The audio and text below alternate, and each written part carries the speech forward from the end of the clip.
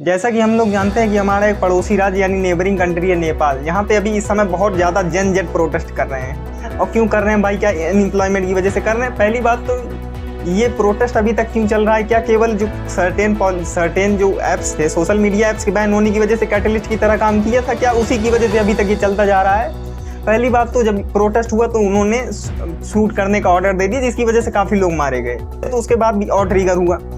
बात ऐसी है कि काफ़ी सारे पॉलिटिशियन नेपाल में ऐसे हैं जिनके चिल्ड्रन जाके बाहर मज़ा मार रहे हैं बढ़िया से, क्योंकि वो बहुत सही लाइफ जी रहे हैं, ऐसा है। तो लोगों के मन में ये धारणा बनी भाई मैं यहाँ अनएम्प्लॉयमेंट, क्योंकि जैसे मैं आपको बताऊँ नेपाल में 20.8% अनएम्प्लॉयमेंट है इस समय। और इस अनएम्प्लॉयमेंट की वजह से काफ़ी सारे यूथ में फ्रस्ट्रेशन था पहले से कि भाई सोशल मीडिया पे फॉलो करते थे तो उनकी लाइफ देखते थे, और भी बाकी लोगों की जो नेपाल के अंदर ही है, तो कहते थे जब ये लोग इस तरह जी रहे हैं तो हमको क्यों साइडलाइन किया जा रहा है, एम्प्लॉयमेंट नहीं है कहीं पे। तो ये ट्रिगरिंग फैक्टर बना है सोशल मीडिया बैन। और उसके बाद फिर करप्शन से लेके और बाकी सारी चीज़ें जो गवर्नमेंट नहीं कर रही है लोगों के लिए, ये सारी चीज़ें और ज़्यादा कैटलिस्ट बनी, जिसकी वजह से ये और बढ़ता चला गया। तो ये, और नेपाल में ये कोई नई बात नहीं है। नेपाल में मैं आपको बताऊं 2008 में डेमोक्रेसी स्टेबलाइज हुई थी, वहाँ पे मोनार्की हटी थी। तो तब से 17 साल हो गए, और 17 साल में यहाँ 14 बार गवर्नमेंट बदली है। तो कितनी ज़्यादा पॉलिटिकल इनस्टेबिलिटी थी, हाईली पॉलिटिकल इनस्टेबिलिटी थी पहले से।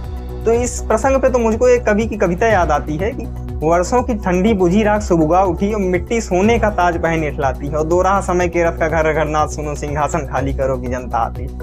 ये बहुत पहले से ठंडी ठंडी राख पड़ी हुई थी, लेकिन अब जब सोशल मीडिया के बैन की वजह से उबाल आया उसमें, और उसके बाद और भी बाकी सारी चीज़ें लोगों ने देखी समझी, देखते हुए चले गए उसको, तो ये एक फैक्टर बना। और हमारा नेबर है नेपाल, तो हम तो यही उम्मीद करेंगे कि पॉलिटिकल स्टेबिलिटी वहाँ पे जल्दी से जल्दी आए, जल्दी से जल्दी स्टेबल गवर्नमेंट बने। जैसे केपी शर्मा ओली को रिजाइन करना पड़ गया, तो उन्हीं की वजह से कि भाई उन्होंने सही से मैनेज नहीं किया अपने लोगों को, अपनी चीज़ों को, प्रोटेस्टर्स को उनकी डिमांड समझना, जानना, यूथ की केयर करना एक बहुत बड़ा दायित्व होता है। अभी वो पुरानी याद हमारी ताज़ा ही थी कि बांग्लादेश में अभी पॉलिटिकल स्टेबिलिटी सही से आई नहीं थी, शेख हसीना को फ्ली करना पड़ा था पिछले साल स्टूडेंट प्रोटेस्ट की वजह से, कुछ कोटा जो नहीं दिया गया था। तो हमारा नेबर सारे स्टेबल रहे, और भारत के विकास में वो लोग का योगदान भी हो थोड़ा बहुत, तो इसकी हम उम्मीद करते हैं।